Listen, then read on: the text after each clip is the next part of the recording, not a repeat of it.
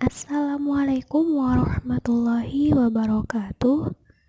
Kami dari kelompok 7 di sini akan menyampaikan materi yang berjudul Model Pengembangan Kurikulum.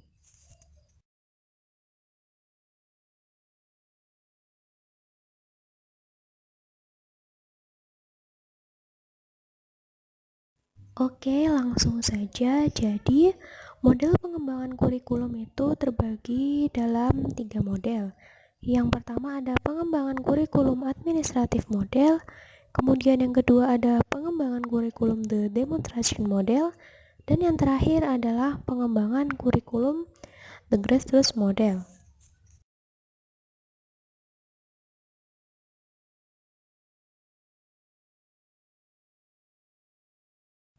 Yang pertama, kita akan membahas tentang pengembangan kurikulum administratif model.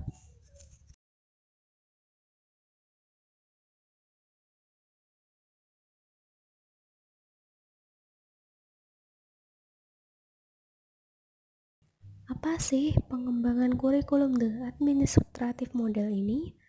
Jadi, model ini dikembangkan sekitar pada tahun 1957 oleh Smith, Stanley, dan Shores. Ada beberapa istilah yang digunakan untuk pengembangan kurikulum model administratif ini. Antara lain yakni yang pertama ada top-down approach dan line step procedure.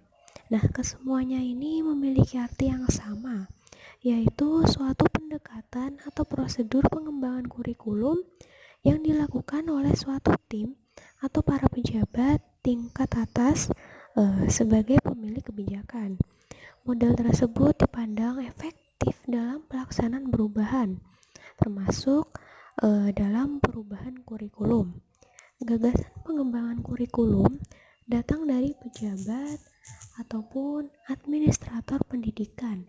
Kemudian pelaksanaan pengembangan kurikulum di tingkat bawah menggunakan prosedur-prosedur administrasi yang bersifat sentralistik.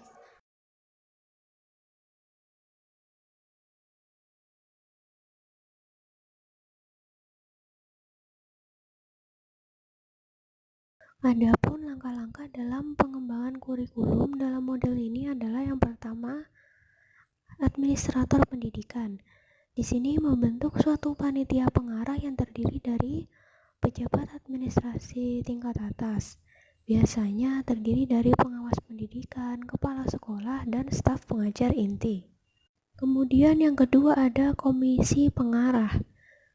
Bertugas merumuskan rencana umum atau konsep dasar, landasan kebijakan, dan strategi utama, mengembangkan prinsip-prinsip sebagai pedoman, dan juga menyiapkan suatu pernyataan filosofi dan tujuan-tujuan untuk seluruh wilayah. Selanjutnya, ternyata model administratif ini memiliki kekurangan, yaitu tidak demokratis karena pengembangan kurikulum dilakukan atas arahan atasan ke bawahan, bukan berdasarkan kebutuhan dan aspirasi dari bawah ke atas. Begitupun juga perubahan kurikulumnya tidak mengacu pada perubahan masyarakat, melainkan manipulasi organisasi dengan pembentukan macam-macam kepanitiaan. Itu tadi kelemahan dari model administratif.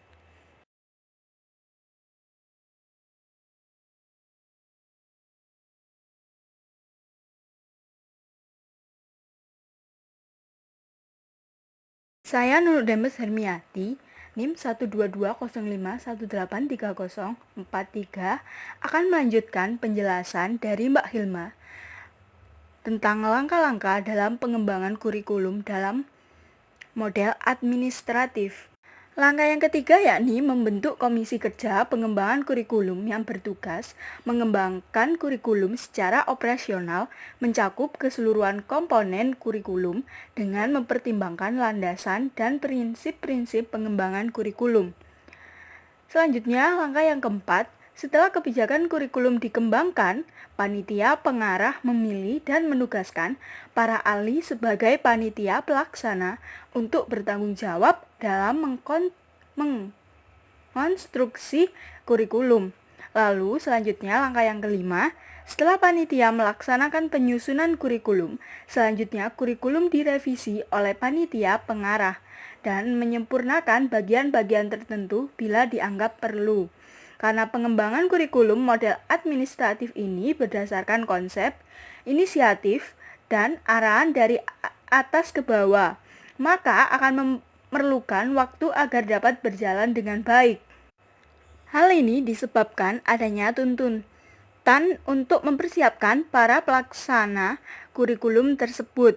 Rencana kurikulum yang telah direvisi dan final kemudian diuji cobakan oleh panitia pelaksana yang lain yang tidak terlibat dalam penyusunan kurikulum. Selanjutnya, langkah yang keenam, berdasarkan hasil uji coba tersebut, setelah dilakukan modifikasi dan selanjutnya kurikulum ditetapkan atau diimplementasikan penggunanya secara luas melalui kebijakan Menteri Pendidikan Nasional.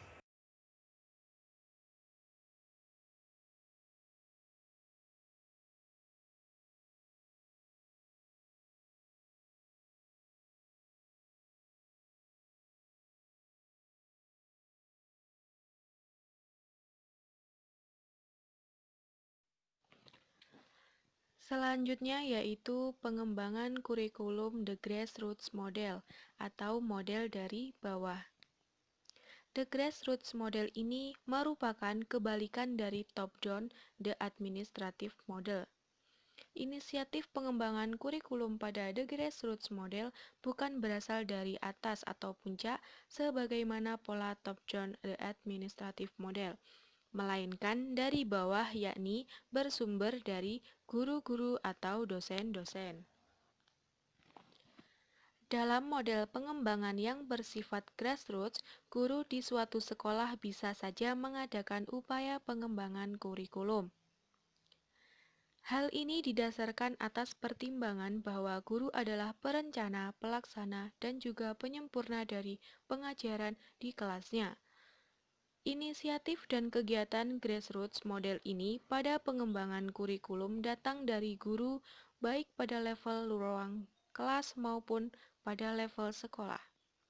Inisiatif ini biasanya muncul karena keresahan atau ketidakpuasan guru terhadap kurikulum yang berjalan. Selanjutnya, para guru berupaya mengadakan inovasi terhadap kurikulum yang sedang berjalan.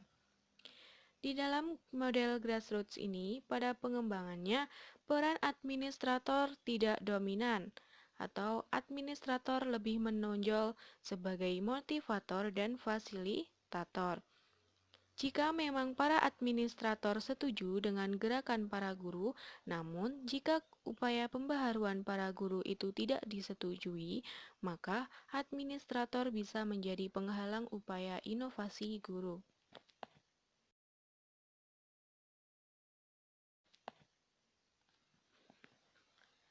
Di dalam model grassroots ini terdapat beberapa prinsip yang harus dipegang guru agar pengembangan kurikulum berjalan dengan efektif.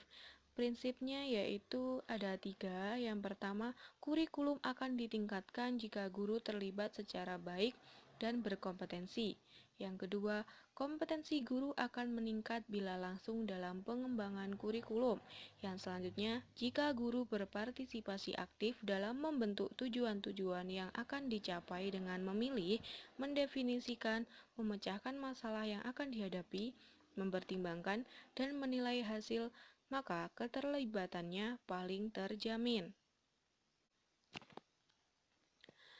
Para guru dan komite kurikulum dapat bekerja sama memahami satu sama lain, sehingga tercapai persetujuan berdasarkan prinsip-prinsip dasar, tujuan-tujuan, dan rencana-rencana.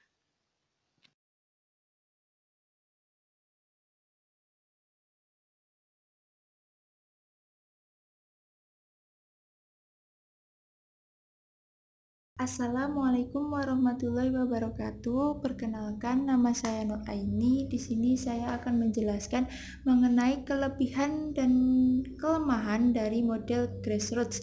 Yang pertama, mengenai kelebihan. Pengembangan kurikulum yang bersifat desentralistik dengan model ini memungkinkan terjadinya kompetisi dalam meningkatkan mutu dan sistem pendidikan, yang pada gilirannya akan melahirkan manusia-manusia yang lebih mandiri dan kreatif sesuai dengan kebutuhan lingkungan masyarakat. Yang kedua, mengenai kelemahan, model ini menerapkan metode partisipasi yang demokratis dalam proses yang khusus, sehingga peran dasar pemikiran setiap orang belum tentu menghasilkan sesuatu yang terbaik dalam situasi tertentu, sehingga memerlukan otoritas tertentu. Meskipun begitu, model grassroots ini lebih memberikan kontribusi awal dalam memperkuat landasan pembuatan keputusan kurikulum.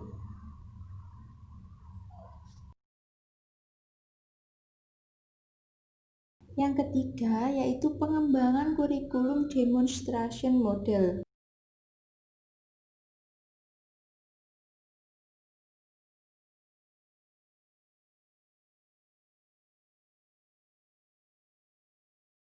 Model pengembangan kurikulum The Demonstration Model bersifat grassroots, datang dari bawah. Model ini diprakarsai oleh beberapa sekolah atau kelompok guru. Kemudian, mereka bekerja sama dengan para ahli untuk mengadakan perbaikan dan penyempurnaan terhadap beberapa komponen kurikulum yang ada. Model ini dikembangkan untuk memperkenalkan suatu inovasi kurikulum dalam skala kecil. Dalam pengembangannya, model ini menuntut guru dalam satu sekolah untuk mengorganisasikan dirinya dalam memperbaharui kurikulum. Karena sifat dari model pengembangan kurikulum ini ingin mengubah atau mengganti kurikulum yang ada, jadi pengembangan ini sering mendapat tantangan dari pihak-pihak tertentu.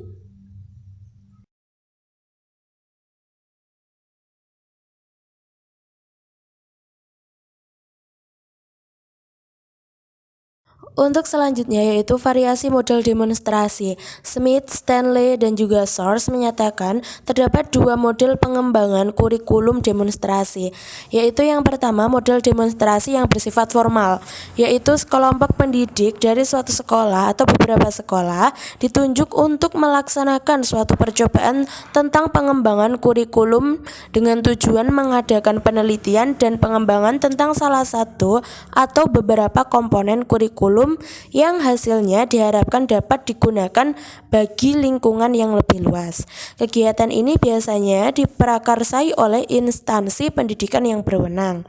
Yang kedua, terdapat model demonstrasi non-formal, yaitu beberapa pendidik yang merasa kurang puas dengan kurikulum yang ada mencoba mengadakan penelitian dan pengembangan sendiri dengan menggunakan hal lain yang berbeda dengan yang sedang berlaku, dengan harapan ditemukannya kurikulum dengan aspek tertentu dari kurikulum yang lebih baik, kemudian digunakan di daerah yang lebih luas.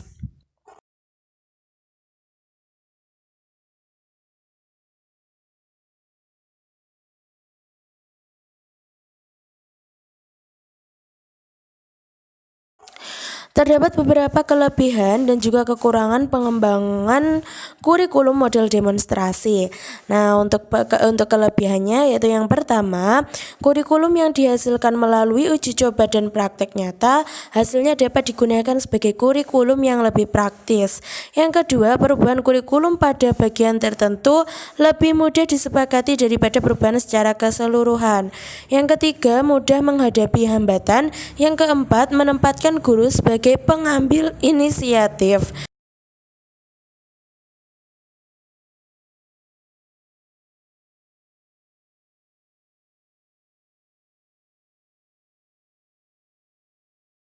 Kelemahan dari pengembangan kurikulum model demonstrasi yaitu guru-guru yang tidak ikut dalam partisipasi, mereka akan menerima dengan setengah hati, enggan-enggan dalam keadaan terburuk yang memungkinkan terjadi apatisme.